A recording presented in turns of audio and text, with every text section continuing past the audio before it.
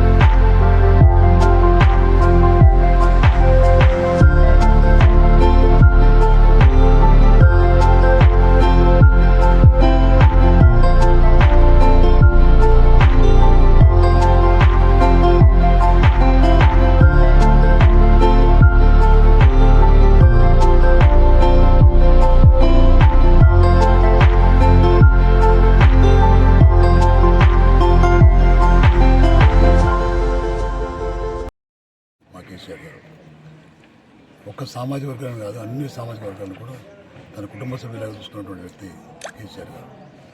ఎప్పుడైతే కేసీఆర్ గారు ఓడిపోయిన తర్వాత, బీఆర్ఎస్ పార్టీ ఓడిపోయిన తర్వాత ప్రజలు బాధపడుతూ ఉన్నారు. ఏంటంటే అనవసరంగా మేము కేసీఆర్ను ఓడించే పరిస్థితి మేము ఎందుకు వచ్చామో నాకు అర్థమవుతలేదు. మాకు మోసం మాటలు నమ్మి కాంగ్రెస్ పార్టీ ఓటిస్తే మేము చాలా వెనక్కి వెళ్ళిపోతూ ఉన్నాం. మాకు వచ్చే సంక్షేమ ఫలాలు కూడా ఒకటి రావడం కూడా లేదు. ఈవెన్ కళ్యాణ లక్ష్మి చెక్కులు కానీ, మన షాదీ ముబారక్ చెక్కులు కానీ బాండ్స్ అయితే ఉన్నాయి, సీఎంఆర్ఎఫ్ చెక్కులు కూడా లేవు. అదేవిధంగా రైతు బంధు కూడా సక్రమంగా ఇవ్వడం లేదు.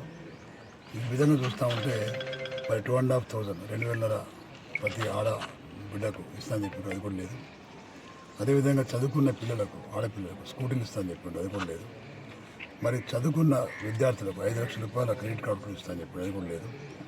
అదేవిధంగా మరి గౌరవ వేతనం అయితే జీవన భృతి చదువుకొని ఉద్యోగాలు రానటువంటి యువకులకు వాళ్ళకు కూడా 4,000 రూపాయలు ఇస్తున్నాడు. ఇవన్నీ బోగస్ మాటలు మాట్లాడి ప్రజలు వంచి మోసం చేసి ఎక్కినటువంటి రేవంత్ రెడ్డిని ప్రజలు తప్పకుండా శిక్షిస్తారు ఈ ఎన్నికలు అని చెప్పి నేను మనం చేస్తున్నాను. మరి ఈ ప్రాంతం నుంచి నేను పోటీ చేసిన కాబట్టి బీఆర్ఎస్ పార్టీ ద్వారా ఆ ప్రాంతంలో కూడా జగిత్యాల గారి కోట ప్రాంతంలో కూడా చాలామంది బీఆర్ఎస్ పార్టీ నాయకులే కాకుండా ఆ ప్రాంతంలో మరి 2 శాసనసభ్యులు బీఆర్ఎస్ పార్టీ వాళ్ళు ఉన్నారు. బాల్కొండలో కూడా మా ఎమ్మెల్యే గారు మాజీ మంత్రి ప్రశాంత్ రెడ్డి గారు. ఆ తర్వాత ఈ ప్రాంతానికి నేను క్యాండిడేట్గా ఉన్నా.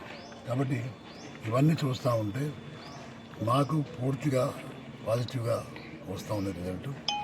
మాకు 2 జిల్లా పరిషత్ చైర్మన్స్ ఉన్నారు, ఒక రాయలసీమ సెక్రటరీ. కాబట్టి అందరం ఒక టీం వర్క్ లాగా చేసినాం. ఈ 2 నెలల కాలంలో తప్పకుండా విజయం సాధిస్తామని చెప్పి నాకు ఆశిస్తున్నాను. ధన్యవాదాలు.